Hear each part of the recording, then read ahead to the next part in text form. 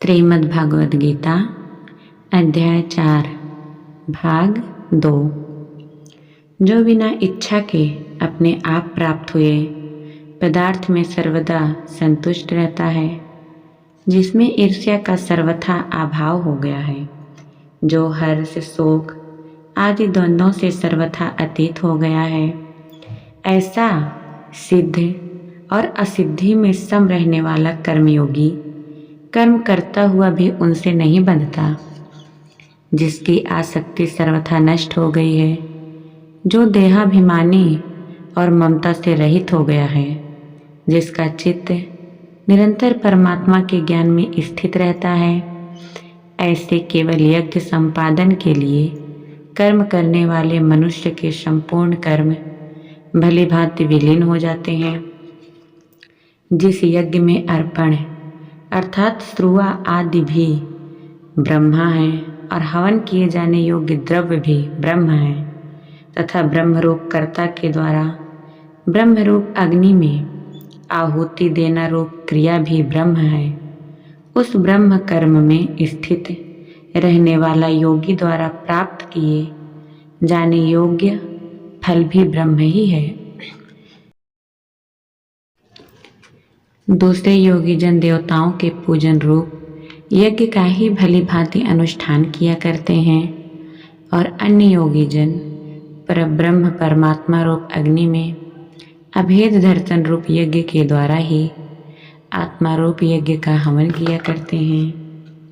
अन्य योगी जन स्रोत आदि समस्त इंद्रियों को संयम रूप अग्नियों में हवन किया करते हैं, और दूसरे योगी लोग शब्दादि समस्त विषयों को इंद्रिय रूप अग्नियों में हवन किया करते हैं। दूसरे योगी जन इंद्रियों की संपूर्ण क्रियाओं को और प्राणों की समस्त क्रियाओं को ज्ञान से प्रकाशित आत्म संयम रूप योग अग्नि में हवन किया करते हैं। कई पुरुष द्रव्य संबंधी यज्ञ करने वाले हैं, कितने ही तपस्या रूप यज्ञ करने वाले हैं, तथा दूसरे कितने ही योग रूप यज्ञ करने वाले हैं, और कितने ही अहिंसा आदि तीक्ष्ण व्रतों से युक्त यत्नशील पुरुष स्वाध्याय रूप यज्ञ करने वाले हैं। दूसरे कितने ही योगी जन आपान वायु में प्राण वायु को हवन करते हैं, वैसे ही अन्य योगी जन प्राण वायु में अपान वायु को हवन करते हैं, तथा अन्य कितने ही नियमित आहार करने वाले प्राणायाम परायण पुरुष प्राण और आपान की गति को रोककर प्राणों को प्राणों में ही हवन किया करते हैं। इस सभी अधिक यज्ञों द्वारा पापों का नाश कर देने वाले और यज्ञों को जानने वाले हैं। हे कुरुश्रेष्ठ अर्जुन, यज्ञ से बचे हुए अमृत का अनुभव करने वाले योगी जन सनातन परब्रह्म परमात्मा को प्राप्त होते हैं, और यज्ञ ना करने वाले पुरुष के लिए तो यह मनुष्य लोक भी सुखदायक नहीं है, फिर परलोक कैसे सुखदायक हो सकता है। इसी प्रकार और भी बहुत तरह के यज्ञ वेद की वाणी में विस्तार से कहे गए हैं।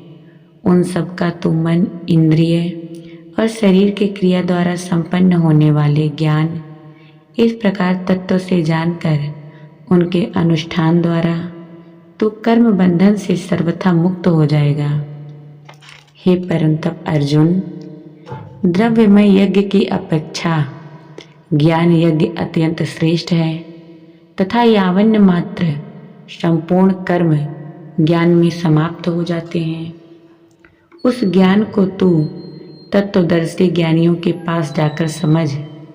उनको भली भांति दंडवत प्रणाम करने से, उनकी सेवा करने से और कपट छोड़कर सरलता पूर्वक प्रश्न करने से वे परमात्मा तत्व को भली भांति जानने वाले ज्ञानी महात्मा तुझे उस तत्व ज्ञान का उपदेश करेंगे, जिसको जानकर फिर तू इस प्रकार मोह को नहीं प्राप्त होगा। तथा हे अर्जुन, जिस ज्ञान के द्वारा तू संपूर्ण भूतों को निशेष भाव से पहले अपने में और पीछे मुझ सच्चिदानंद घन परमात्मा में देखेगा।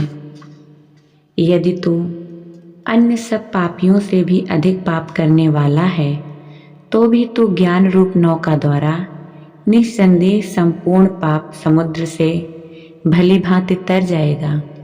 क्योंकि हे अर्जुन, जैसे प्रज्वलित अग्नि ईंधनों को भस्म में कर देती है, वैसे ही ज्ञान रूप अग्नि संपूर्ण कर्मों को भस्म कर देता है।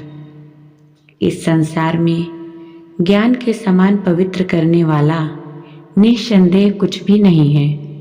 उस ज्ञान को कितने ही काल से कर्मयोग के द्वारा शुद्ध अंतःकरण हुआ मनुष्य अपने आप ही आत्मा में पा लेता है। जितेंद्रिय, साधन परायण और श्रद्धावान मनुष्य ज्ञान को प्राप्त होता है तथा ज्ञान को प्राप्त होकर वह बिना विलंब के तत्काल ही भगवत प्राप्ति रूप परम शांति को प्राप्त हो जाता है। विवेकहीन और श्रद्धा रहित संशय युक्त मनुष्य परमार्थ से अवश्य भ्रष्ट हो जाता है।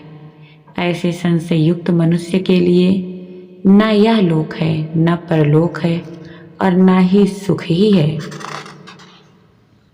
हे धनंजय, जिसने कर्मयोग की विधि से समस्त कर्मों का परमात्मा में अर्पण कर दिया है और जिसने विवेक द्वारा समस्त संशयों का नाश कर दिया है, ऐसे वश में किए हुए अंतःकरण वाले पुरुष को कर्म नहीं बांधते।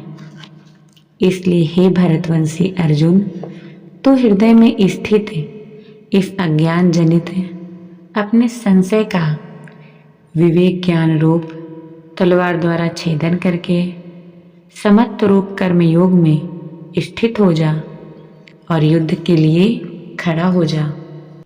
श्रीमद् भगवद गीता का 4था अध्याय पूर्ण।